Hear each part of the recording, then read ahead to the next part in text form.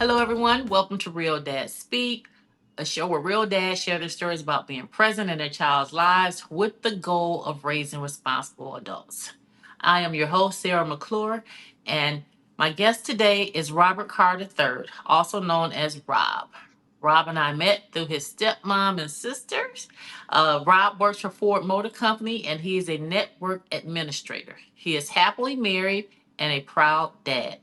Today, I'm going to talk to Rob about having the best of both worlds after his parents' divorce. So, welcome, Rob. Thank you for coming on. Thank you for having me. My pleasure. My pleasure. So, in what city did you grow up? I grew up in Detroit. Yeah, Okay. born and And raised. where'd you? Okay. And where'd you go to school? So I went to elementary. Was McDowell Elementary off of like Outer Drive and Wyoming area. Mm-hmm. Um, I went to middle school at Halley Middle School, which is over there by UAD Jesuit. What's that, like Livernois and 6 Mile area? Yeah. And I went to high school at Cass Tech, CT 94. Sweet. All right. So, were you popular in school? I was pretty popular. I was always, my best friend in high school was another guy named Rob. And, you know, they always looked at us as just like two cool guys. So, yeah, I would say I was pretty popular, just not mainstream popular, but kind of low key Okay. popular. Okay. So, what did you want to be when you were growing up? uh, the standard job for a guy, right? An engineer. That was like the standard, job that guys pick for the most part. Really, engineering requires math and science. I don't know. Maybe in '94, that was the standard. Yeah, probably back then. I don't know about now, but yeah, that Yeah. was that was my curriculum going into high school. Because at Wow. CAS we had to select a curriculum, and design drafting was my curriculum, and I actually had like my first two classes. I think going into like 11th and 12th grade were centered around drafting and engineering. So you were good in math and science. You loved it then. I I wouldn't take it. say good in math. I know, no. I think I did okay in like pre-cal algebra. Well, no, sorry, I did okay in like geometry and algebra. I think I only carried like maybe B's and C's. And then when pre-cal came in, I think senior year, that was the one class I actually failed. Was pre-cal. Yeah. Mm. So no, I was, and considering that I work in IT right now, around computers, but it's really not a ton of math involved. Mm. So I'm doing okay. All right. All Yeah. right. So what did your parents do for a living? You want to be an engineer? Is one of them engineers? No, no, my father. When I was younger, he worked for like Michigan Bell. He was like a store manager. They had like a little store. I remember he had a store that he managed on Livernois and like Outer Drive. Like it was Michigan Bell. They sold phones and whatever else came with that as far as communication. Okay. And then I think later he ended up. I know he retired from the state of Michigan. He was a like a social worker. Um, Oh, okay. yeah, All and right. my mother has pretty much been like a sales person her whole life. She's been in sales, commission based jobs, car sales mostly. She sold cars, she sold liquor, she sold houses, real estate. I mean, life insurance, you name it. She was Yeah. like a hustler. Okay. Okay. uh, So now, how old were you when your parents divorced? they divorced when I was 3. Yeah, Okay. 3 years old. Now, most of us have heard that divorce is not easy for the spouses, and sometimes it's even harder for the children. But in spite of the divorce, your parents' divorce, your dad has always been in your life. So, and because of the limited time now, just is we don't have all day, but I'm only going to ask you for some of the things that your parents did right. The reason why you have become the loving and responsible husband and dad that you are today. You don't have to list everything they did right, but just some of the things like no using you as a pawn, a tool to get back at each other, stuff like that. So just how did you, what did they do to make sure that you didn't have that negative uh effect from what they did as adults? It didn't come along on you.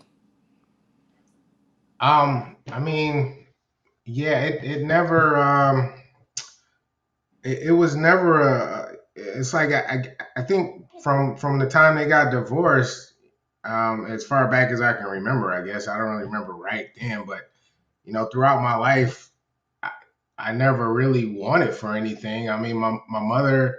I spent most of my majority of my time with my mother. Like I said, she was a hard worker. She always, she had at least one job. At certain times, she had two and three jobs to help support me. And I spent mostly weekends and summers with my dad, and he always took care of me. Um, him and my stepmother. It just was never an issue. Other than I would get sad sometimes that maybe because they didn't have the best relationship growing up. I think my mother was always after him for like child support and stuff. At one point, she even had him put in jail for like 30 days. Wow. So that was kind of sad. Just dealing with that and how much they didn't like each other. But separately, I mean, they took care of me. So yeah, I didn't grow up really wanting for anything. Yeah. It was a struggle sometimes with my mom. We had to, we stayed with my grandmother for some years. We moved a couple times, but it was always it wasn't something that like I regretted or was sad about. It's just how it was. But it was always food on the table. I always had clothes on my back. I know she did get child support from my dad. Like it was more through like directly instead of like I think at some point she got like the friend of the court involved, and I think that's when things got a little serious with that. But you know, as far as I know, I was always taken care of. Yeah, that's good. And in spite of, you going through your mom going through financial struggle, she never said, no, you can't go with your dad. No, you can't see your dad. And none of that stuff happened. No, I want to say in high school she made me go move in with my dad. She couldn't handle me. I think I was a little too much when I started smelling myself or whatever. So no, that was never. She never denied me, access to my Access to dad. your dad. No, Yeah. never. Yeah. Not that Yeah. I And he can never remember. did that for you. He's like, no, I'm going to send you back to your mom. Just always you guys enjoyed one another. As far as I remember, yes. I don't. There was never any time where he just said no. You can't stay with me. I mean, I understood that they had certain rules. My dad, my stepmother, when I stayed there, and I was gonna do my chores. I was gonna take care of my duties and stuff. But no, I was always welcome at my dad's house. Mhm. That's good. So, do you have any siblings? I have a half brother. His name is Darrell, Henri Darrell Carr. He is. We have the same father, different mothers. He is from Grambling, Louisiana. Okay. Love my brother. We are 10 years apart. He's 10 years older than me. Um, yeah, but no, I always looked up to him. He graduated from Grambling State University, HBCU. He's good looking dude. Always was, had the ladies. I looked up to my brother. He got his degree. He had good job. Always. So yeah, we we weren't super close, but every time we got together, it was all good. How old were you when you met him? Because you say you had different moms. Oh, I don't remember exactly, but I have seen pictures of me when I think I was like, around 3, 4. There's pictures of me. Well, I think my brother was like holding me. Uh, Okay. yeah. So I don't recall So the you're, exact age when I met him though. but young enough to know that, yeah, we're related, and yeah, okay, Exactly. that's good. That's Hmm. good. All right. So, what did you do after you graduated from Cass Tech? Did you go to college? Did you get a job? Did you go to the military? What did you do? Yeah, all of that. No, no, What? no. So yeah. Oh man. So I barely got out of high school, right? I graduated Cass Tech with like a C average. Yeah. So college was not really in my plans. I don't know what my plans were, but my mother ended up getting me accepted to this school in South Carolina. It's called Allen University. It's a black university, a small black university down in I think it's Columbus, South Carolina. Um, yeah, she got me. So like at the last minute, it was like, hey, we got you in this university, this college. You're gonna go down there. I was like, okay. So I went down there. I think I was down there for maybe a couple months, and I found out that I could. I think at most universities, right, as a freshman, you can't have a car, Okay. right? But I found out at this school that I could have a car, and I had a car throughout high school, and I left the car at home to go to this school. And I Okay. found out I could have a car, so I contacted my mom. I said, hey, I can have my car. Can I come get my car? And we got into this big heated argument. She didn't want to let me come get my car, and I was upset. Right? I said, why can't I get my car? It just make things easier for me down here. I have my own transportation. And so I got mad. I got mad to the point where I left college. I left school. Yeah, and I went to. I remember leaving South Carolina. I had some relatives in Greenville, South Carolina. I think I went there and somehow got back to Michigan, and I went to go stay with my dad. And I think maybe a couple weeks later, or maybe a month or so later, I joined the Marine Corps. Yeah, I think I Because told you my couldn't dad. have I your can't car, you remember. got that. Wow. Yeah, so I joined the military, and because I didn't want to, I got back home and I didn't want to live under my dad's rules anymore because you know I just didn't want to. I just wanted to be on my own now, independent, and that was the easiest way for me to have my independence was to go into the military. Right, it was basically like a 4-year job, dedicated job. I got fed, and they were gonna get me in the physical shape. I was going to get paid. It was just like a win-win to me. I wasn't thinking about, I could go to war and die. That didn't Yeah. really. I just wanted to, I wanted, some stability, I Wow. guess. So yeah, that's what I did. Spent 4 years in the Marines. I was lucky, never had to go to war or anything like that. And anyway, I come to find out later that my mom was going through some financial problems, and she sold my car. And she didn't Oh. tell me that she sold it, but she was just kind of like just standing on like, hey, you're not getting your car. And she didn't tell me why, but I found out later that she needed the money and she sold it. So And yeah. you didn't have a problem with that afterwards, did you? No, no, no, I didn't. Not at all. And I think if she would have told me that at the beginning, I was like, it would have been different. I might have never went to the military. Did you learn some valuable lessons while you're there, though? Oh yeah, definitely. I mean, it's the Marines. Okay. Like, they gonna make you learn some valuable lessons. Okay. But yeah, no, I won't say I had a good time, but it definitely made me into more of a man. Um, it was structured. Training. They train you to become uh, go to war, right? So all the things that come with that, right? I won't go into detail about it all, but. Did you So meet some associates that you now call friends, lifelong friends, while you were there? I did, and something happened after I got out.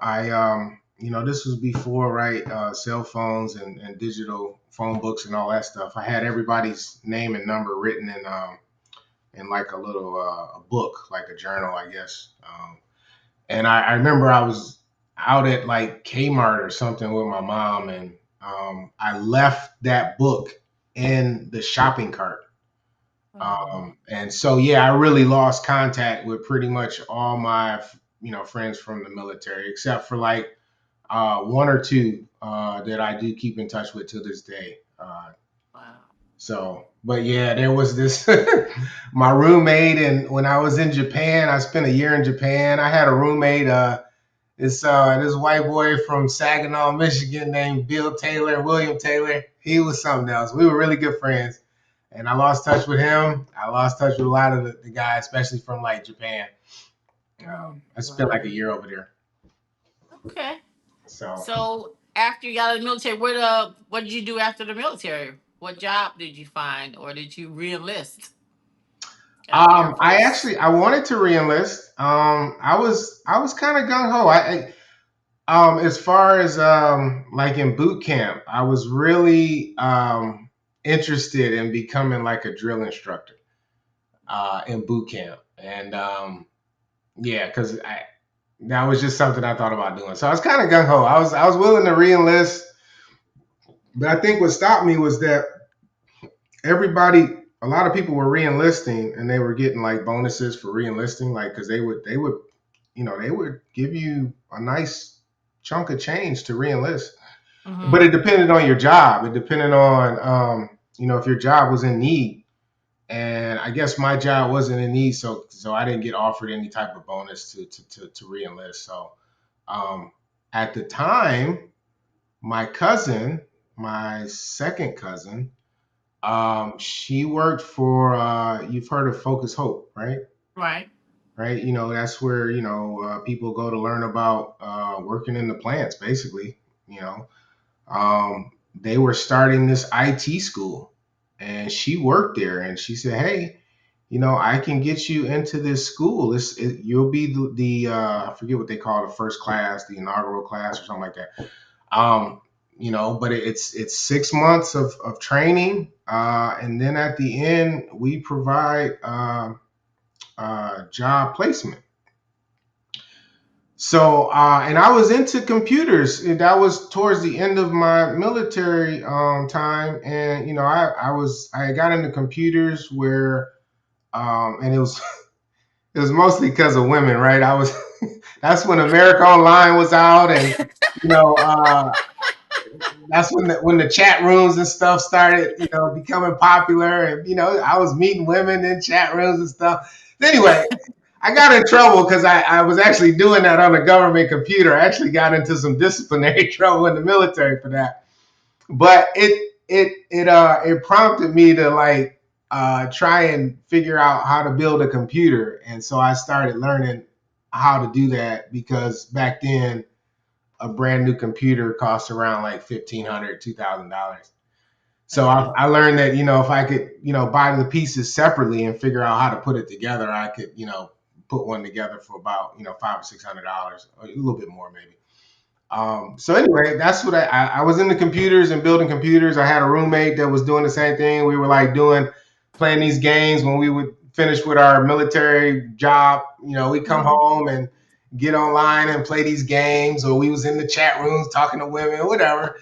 So anyway, I figured out how to build the computers, and so I was really into that. And so it kind of just worked out. She had this IT school that they were starting, so I left.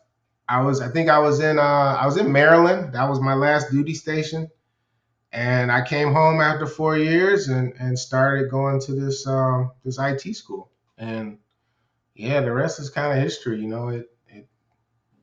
Yeah, that was the place to be. And around the year 99, 2000, that's when they were all panicking about the year 2000 blip and how the computers were going to all crash when it turned to the year 2000. So IT was big. That was like the start of the IT boom. So I was in the Right. right place at the right time. So you came out of class, and who hired you? Where was the job placement at? Did you have several offers and you?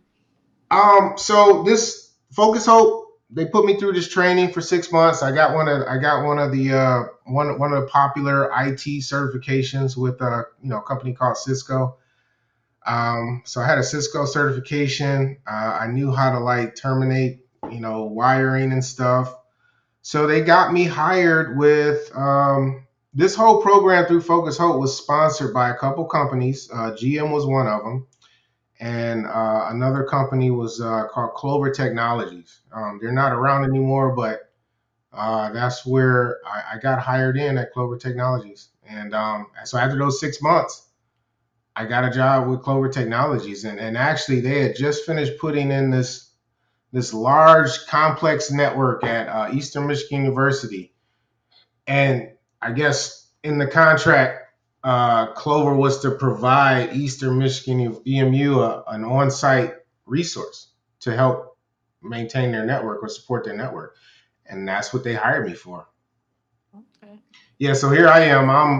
Oh man, what am I? This is 99. Yeah, I'm just what, a couple years out of high school, well, out of the military. Sorry, just maybe a year out of the military, and so I'm still young, but I have this job where I have like my own office overlooking this big glass window into this data center that's at EMU's library.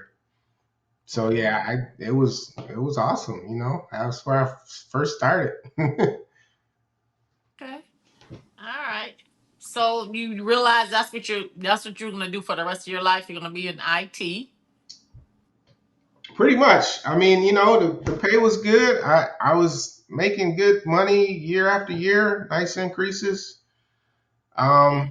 I think I stayed with Clover for a couple years until yeah, some things started happening there. I think they ended up getting bought out. I think AT&T bought them out, then SBC bought out AT&T, and they just kind of like sucked the company dry. And yeah, it came to a point where there was just no work left to do, and I can't remember if I officially got laid off or I think I did eventually because it was a union job too. That's back when like IT folks still kind of we fell under like the electrical union, so I was a union guy. Um, Okay. so I did get supplemental income from the union. I got unemployment. So for a little while there, I was laid off, but I was making I was bringing in some good money from between the union and unemployment. I think I ended up going to Wayne County Community for a couple semesters, taking some classes, and man, trying to think. I ended up working for Best Buy for a little bit as a computer guy, computer tech, and eventually I got hired into Ford the Okay. first time. Yeah, I've been back and forth now for 5 years, but I worked there from like 2003 to 2007 the first time as a contractor, Okay. and then yeah, I just came back 5 years ago as an actual Ford employee. So by that time, I had gotten my degree and everything. So after I left Ford the first time, I went to work for Blue Cross Blue Shield of Michigan. And I was there for almost 10 years, and that's where I ended up finishing up my degree. Um, yeah. So you got this good IT job. You thinking about getting married and having a family yet? Yeah, so let me see. Hold on. 2000. Yeah, I got to Ford in 2003. My wife, I mean, we were kind of like, I wouldn't say high school sweethearts. We were good friends in high school.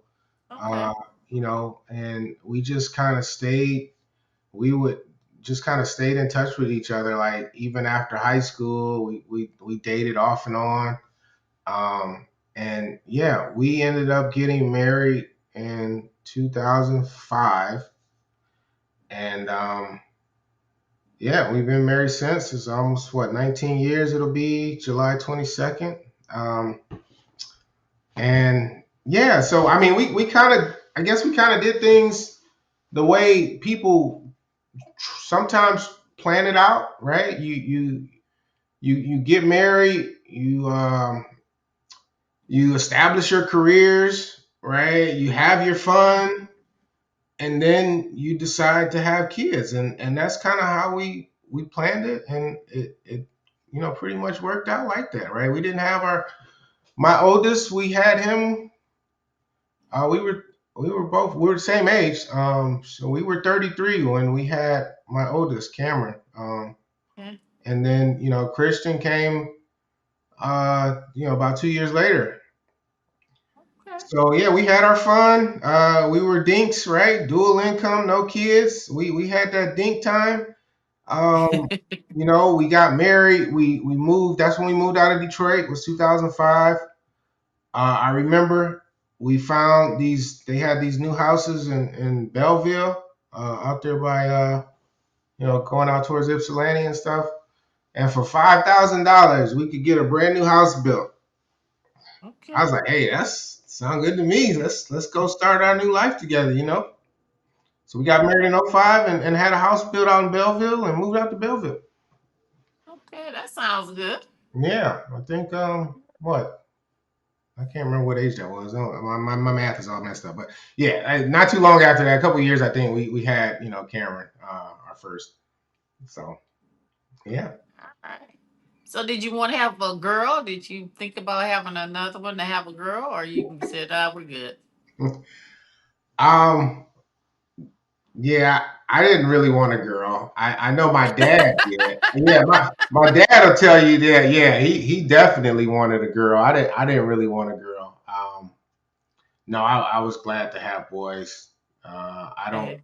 I don't think my wife really wanted a girl, just because some of the stuff she went through, But no, Does I'm she have a lot of sisters? no. She has two brothers. I mean, her oldest brother passed away at a young age Oh, from leukemia. And she just has her younger brother now. But okay.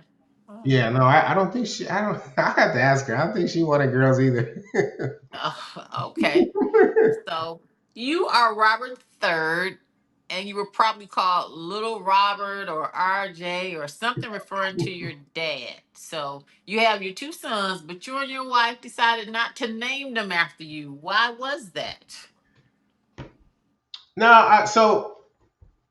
I wouldn't say I hated being called. It was Little Robert is what they would call me. Okay, What Little I was Robert. called all the time. Yeah, and I wouldn't say I hated it. I wouldn't say I hated it, but when we had our kids, or at least my oldest, I talked to my dad about it, because that was definitely one of the names that was in the hat, right? It was Robert Carr the fourth.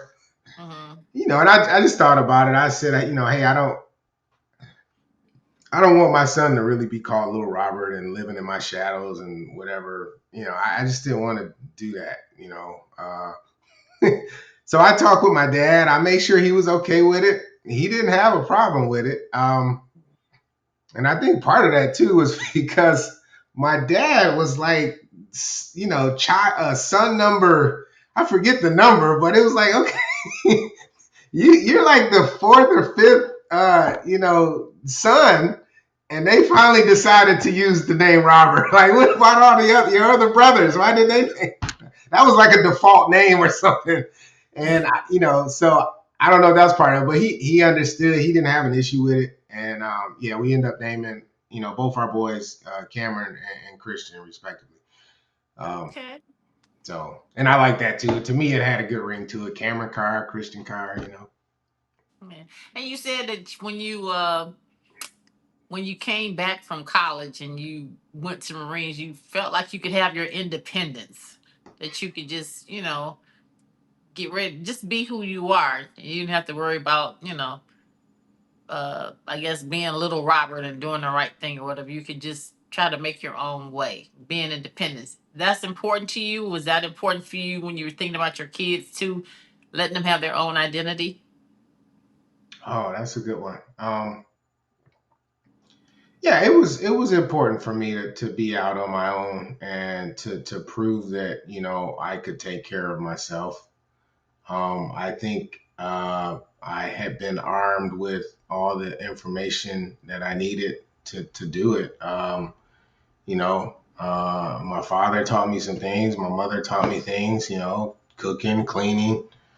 My father certainly had some lifelong life lessons for me. So yeah, and it was that time, right? It was that time to spread your wings. So yeah, no, it's important. Okay. So, were you allowed to express yourself when you were younger, when you were upset or unhappy, without being shamed about it? Oh, you hit me with some hard ones now, aren't you? Well, I'm just saying, I believe, well, because I talked to my buddy who owns the Shorelanes bowling alley. He's also a counselor, and he said kids should be able to, you should be able to share your thoughts and your actions, good or bad, to have a healthy relationship, and being able to express yourself without being shamed about it is powerful for the development of children. So if you're upset and you cry as a little boy, no one should say only girls cry. You know, you feel upset and you cry and you should be allowed to. Or if you're upset and you don't want to talk, you should be allowed to, not talk for a few minutes. You shouldn't be made, or how kids used to suck the air out the room when they get hit. They say don't cry or you better not, or whatever. Just being able to express yourself is important and not feel bad about it for the kids' development. So I'm just saying, were you allowed, and do you allow your kids to express themselves no matter what, good or bad? And I then talk about it later. I would be I had to be honest, definitely. That is not a strong suit for me. Yeah, no, and I don't know if it would be like, well, no, I wasn't allowed to do that, as a kid growing up. I wouldn't say that. I really Okay. don't recall ever needing to or being encouraged to. Um, that it just wasn't. I mean, I had a mom that, she was tough. She didn't take no mess. I mean, I know she loved me, but yeah, yeah, you know, I don't know, born and raised in Detroit, it was just a certain hardness about, us and the family and, expressing feelings and things like that. It just wasn't, I guess, something that I really remember um, being encouraged to do. And if I was to criticize myself, I'm not the best at that with my sons. I mean, they'll probably tell you that, you know, my kids probably have it. Both of their parents are kind of tough. I mean, but of course, my wife she's the one that's a little more, understanding. Like I'm the one that, hey, what I say goes, and don't question me. I don't have to explain to you anything. And then, my wife, she's the one. She might be kind of the same way, but then she'll come back and say, well, hey, this is why we did this, or and what do you think about it? And so I'm Okay. not the best at it. That's the short answer. Okay. So this is that basically the way you communicate with them? If they, you just say, "This is what I want you to do, and I expect you to do that." Is it basically that? Yeah, Education. I'm kind of that way. You know, Okay. this is what's expected of you. You know, and I probably don't have enough tolerance for doing anything other than what, you know, I expect you to do. So yeah, I'm certainly not a poster child for the best father, but you know, I do what I can, and I do try to, you know, identify where I can improve, and I do try to improve as best I can. All right. So, when you were growing up, what kind of activities did you and your dad do? So my dad is is a big fisherman, right? Okay. So he took me fishing a lot, right? That Hmm. is he always had a boat. We always we always went fishing. I mean, that is probably some of my fondest memories with my dad is fishing. And you know, every once in a while we play some basketball in the backyard. But yeah, fishing was his thing, and he taught me how to fish. You know, we went up north up to the UP. That was like our family vacation in the summers. Is we went to these cabins off the lake up in the UP and spent a week up there. And then yeah, that was me, my stepmother, my stepsisters, my dad's friend and his family. That was our yearly vacation. And then even in between that, going out on the boat onto the Detroit River or Lake St. Clair. Yeah, I'm a fisherman. I'm fishing Okay. with my dad all the So, time. what types of activities do you do with your son? Do you fish with them? So not as much as we want to, but I have. Matter of fact, I've before my dad sold his boat to my stepbrother. You know, I took because after a while or some years back, you know, they kind of stopped going up north, and I remember taking my family up there, and I borrowed my dad's boat one year and just took it up there. Um, but yeah, no, that is something I regret that I don't take them fishing enough. I wish I would have bought my dad's boat. I regret that because he did offer it to me, but and Okay. my brother-in-law, I could probably borrow his boat because yeah, the boys have been asking about, you know, going back up north and fishing and stuff. So um, yeah, so there's this. Let me say this: there is this. Once a year, I started this tradition with my kids. Once a year, I think this will be the third year now. I do what's called a Daddy Day, where Okay. I take them out of school one at a time. I mean, you know, they each have their own day, Okay. and we go do whatever it is they want to do. Wow. So last year I took my youngest because he really likes fishing. I mean, they both do. Hmm. But last year for Christian's Daddy Day, I took him to it's this place out. Oh man, I forget the name of it. It's in Ann Arbor, I think. But they have these big little man-made lakes, and you can catch catfish and trout. I mean, they Oh, just have the okay. lakes populated with these fish, and you just, I mean, it's really they get to catch something. I mean, you know, we had a ball, right? And then after you catch them, you can take them in. They'll clean them and everything for you. So that's where we went with him. And then my Uh-huh. oldest, he's big in the golf, and I play golf too. So we went out, you know, we played golf that day. So I'm Wow. trying to make that a tradition. This will be the third year, and I do it right before like the end of the school year. So because I think it means a little bit more when they get to skip school, right, and spend a day with dad. Yes. So yeah, that's something I do. But yeah, I do. I exposed them to a number of sports. I you know play basketball with them. I've exposed them to like golf. We play golf. I'm a bowler. We bowl. Yeah, they've been in bowling leagues. Yeah, I try to do as much as I can with them. You know. Okay. That's good. All right. So, what's your favorite story about growing up that you have told your children? Oh man. Um. Oh, I gotta think about that one. I don't. We'll skip that question. Yeah, nothing really comes Okay. to mind. So before your children were born, what about being a father were you most excited about? Um, what about being a father I was most excited about? Just being able to, take care of another human being and to be that main influence in their life, and to be able to have that positive influence on that person. Okay. And just be a good father, right? I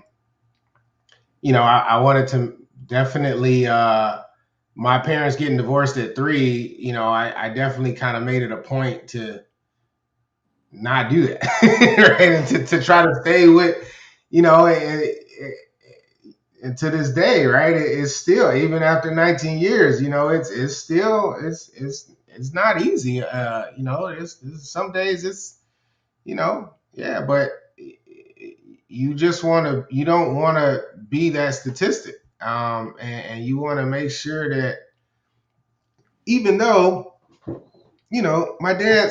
my mom and dad being divorced at 3, I think I still turned out okay. So I don't I think do it's really too. a bad thing, but, you know, um, parents will say they, want their kids to do better than them. And I certainly believe that.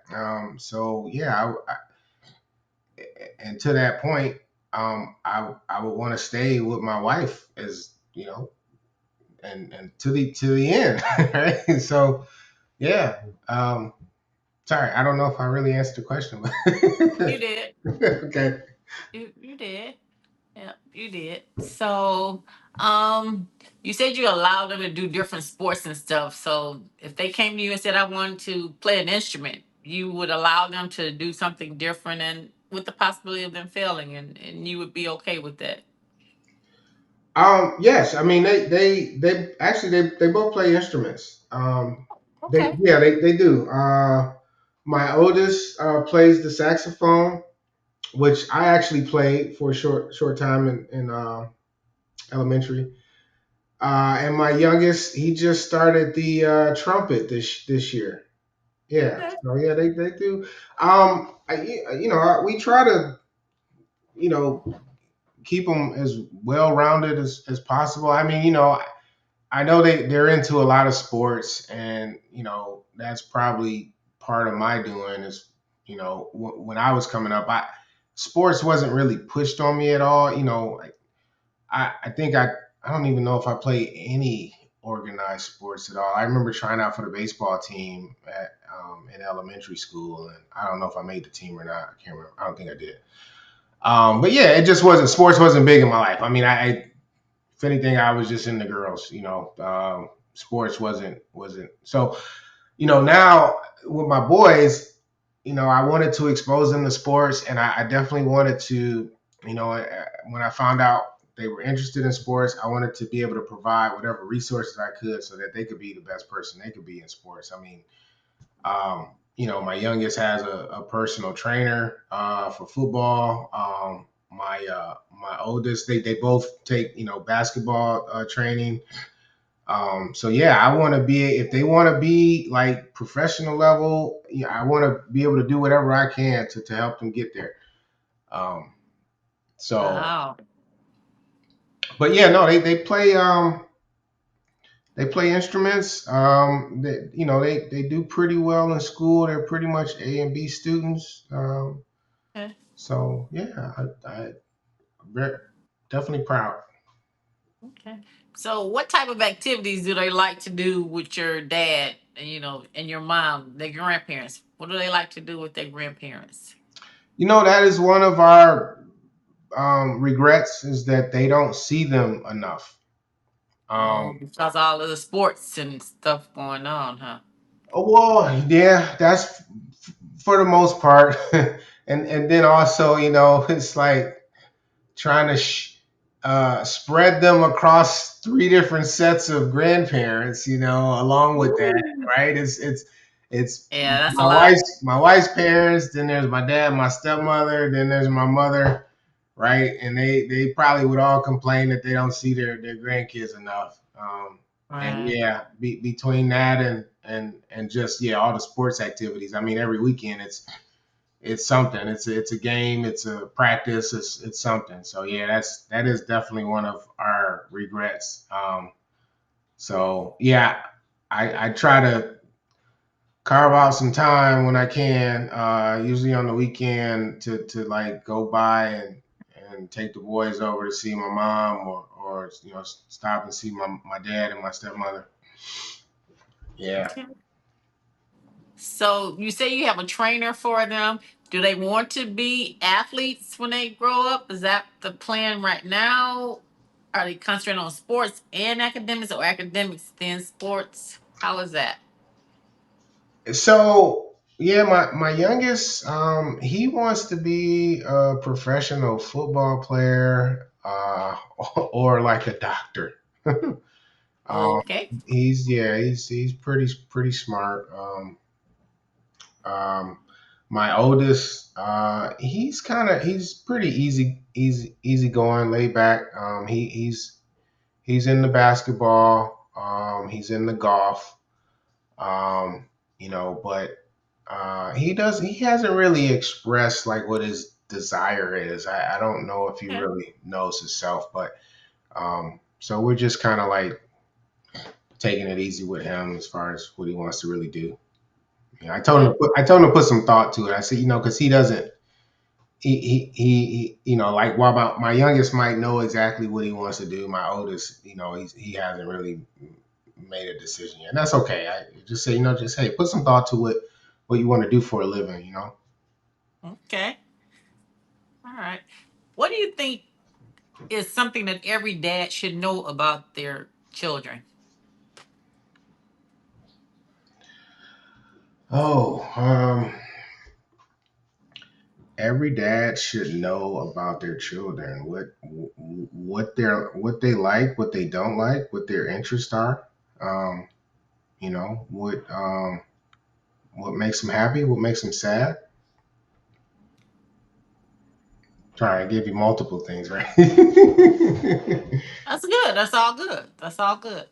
So, what family values have you taught your children? I'm still that's work in progress right there. I mostly just try to lead by example. But yeah, I'm not the best when it comes to communicating specific values.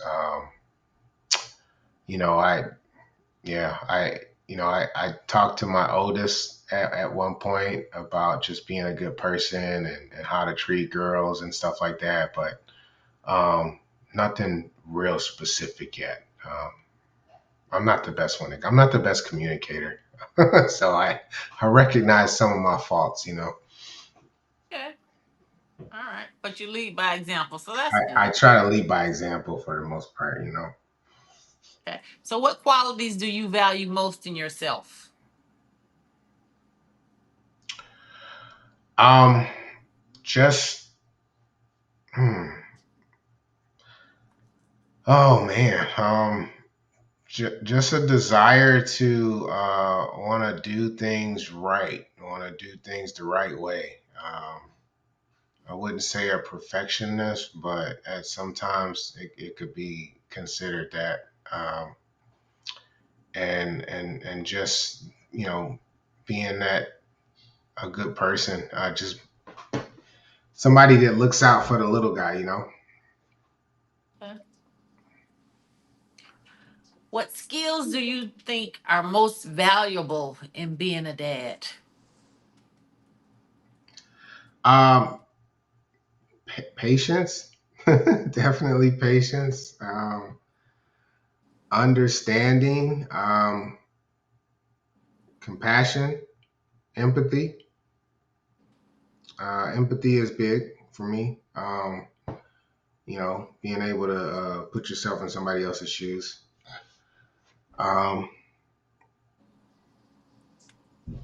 And I would say not being selfish, which I've been criticized as being selfish. So I try to make it a point to try and not be selfish. Okay. All right. So who would you say you're more like, your mom or your dad? Oh man, it's hard to say. It's a little bit of both. A little bit of both. Yeah, a little bit of Okay. both.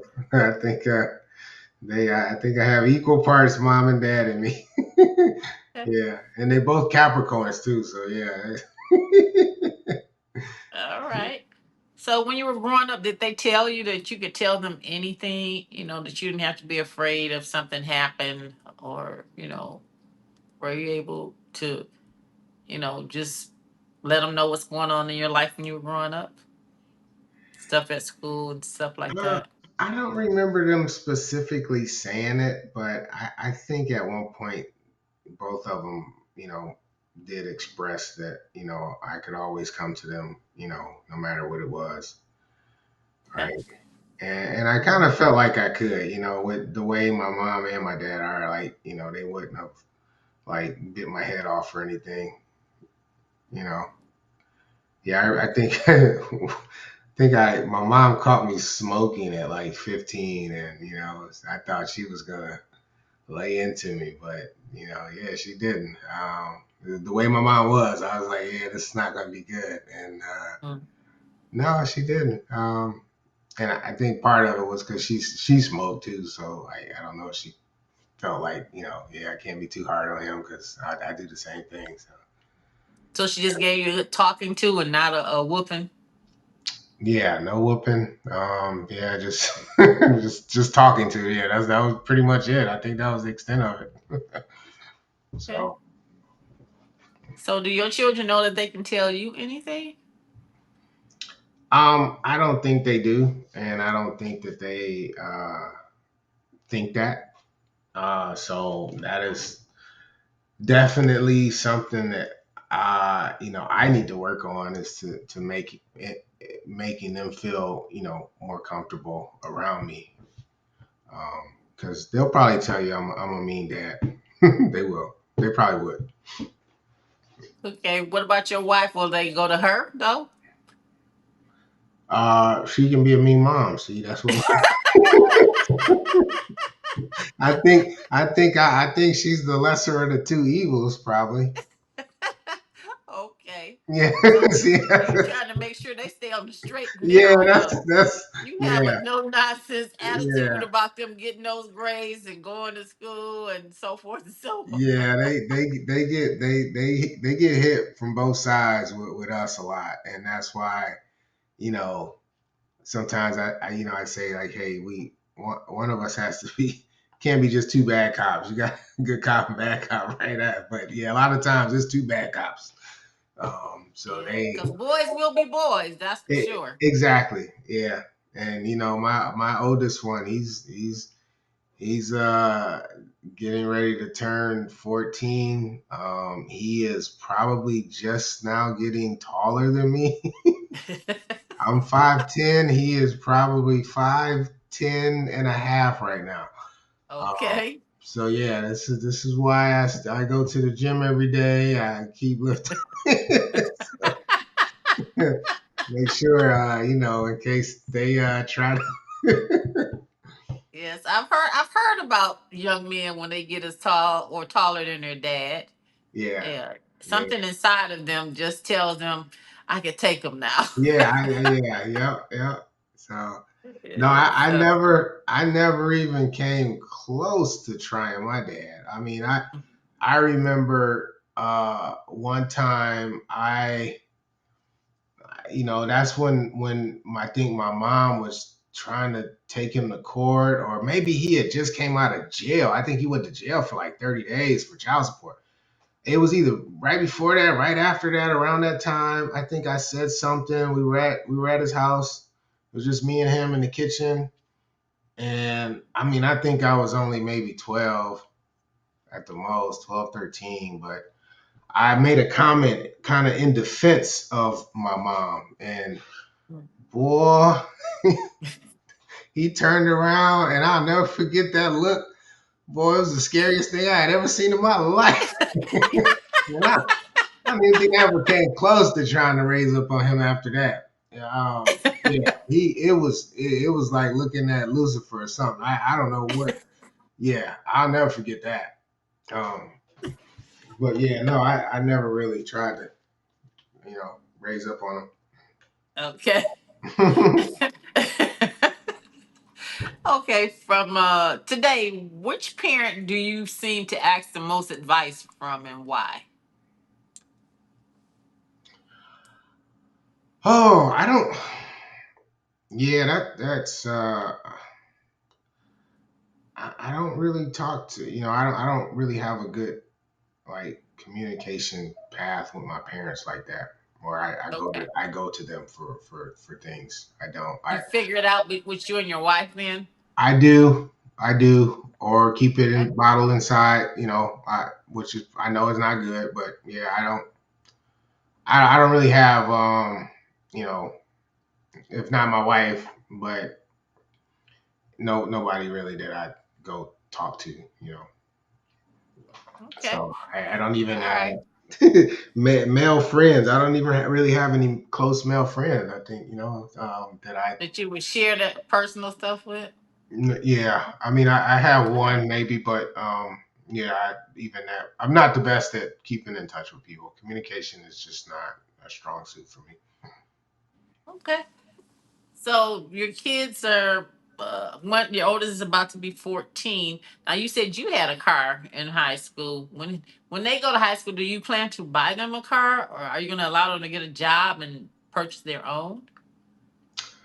Um. So yeah, it's funny you asked me that because we I have a car that I am trying to hold on to for my oldest. It's a little Kia, and I paid it off a couple months back. Mm. And my wife is trying to convince me to sell it so that we could get something else. So yeah, we've been having conversations about that. But yeah, I was trying to hold on to it so we have something for him when he turns 16.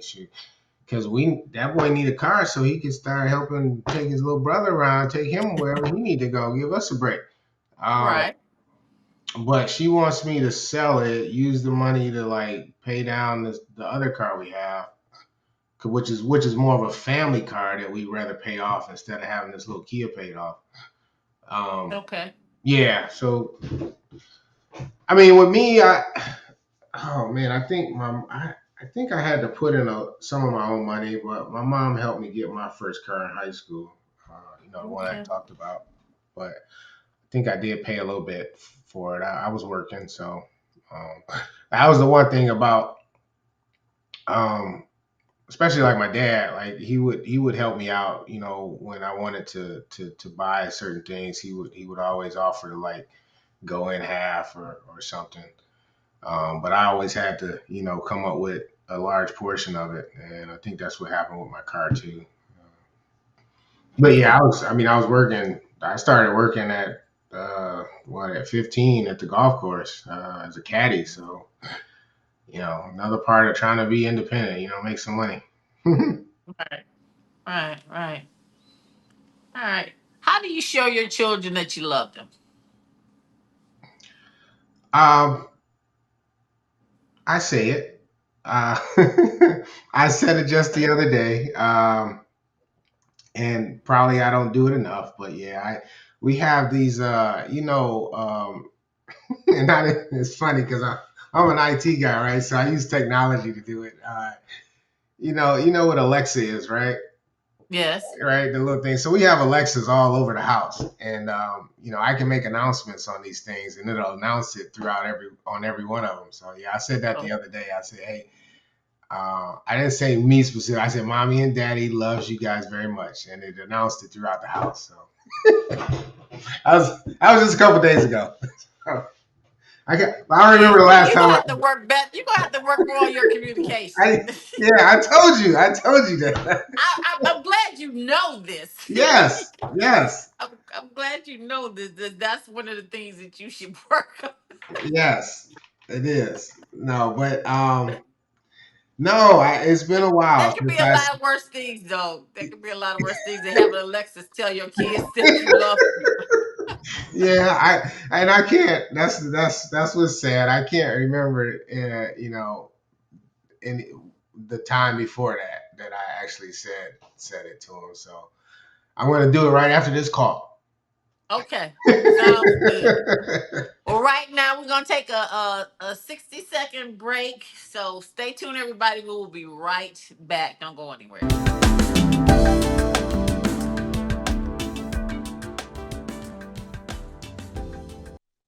The holiday season is just around the corner, and that means birthdays, anniversaries, company events, and so much more. Well, we found the perfect place for your next event, meeting, celebration, or whatever it is that you want to plan. And it's right in the shadow of downtown Detroit. Welcome to the Channel One event venue, the perfect place for that special event. It doesn't matter the season. You can enjoy our spacious mood lit event space inside or enjoy our private courtyard outside. Give us a call and reserve your space. Bookings are going fast. The Channel One event venue, located at 444 Meldrum Street, just off Jefferson, in the shadow of downtown Detroit. Call 313-670-7646. By the way, it's also the perfect place for the concert after party. The Channel One event venue.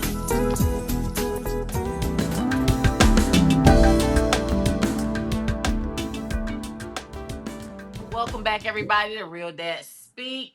Now, Rob, we've come to the part of the show where I ask you my final five is either a question or a fill in the blank. So, number one, what do you think all boys need from their father? For them to be in their life. Okay. All right. Number two, what are you trying to show your sons about being a man and a dad?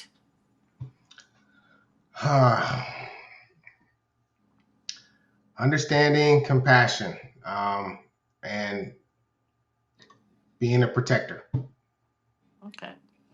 Number three, what advice would you give to a young man who's thinking about getting married and starting a family right away?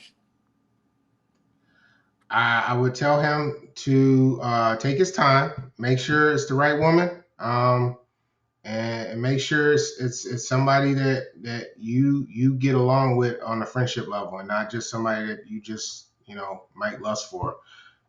Just make sure it's somebody that you can tolerate in the long run. So basically a friend first. Okay. All right.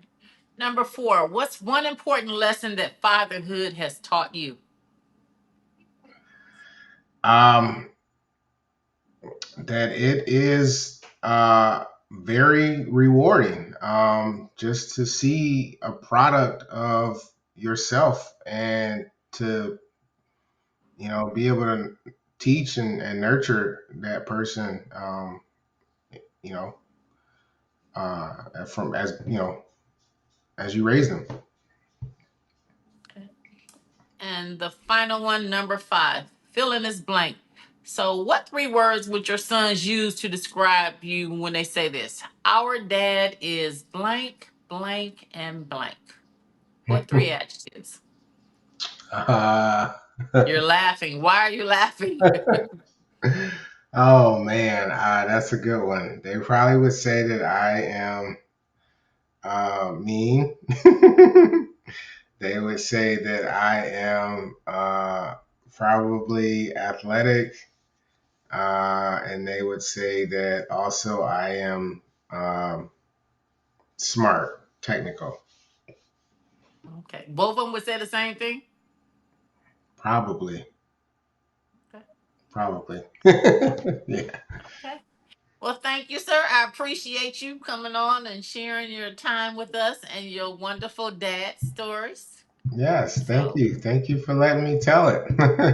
oh yeah, I've never heard of a dad hiring a trainer for their kids, to play sports. But you are special because you say you're going to support them. I was like, that's different. Yeah, no, there's a football trainer that he's really good. And yeah, my youngest sees him.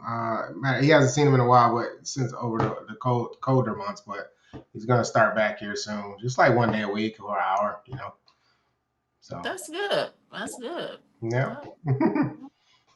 Well, all right, everybody. Thank you for watching. Real Dad Speak comes every a new episode comes out every Tuesday on YouTube and Spotify. So make sure that you like, share, and subscribe. Thank you for watching.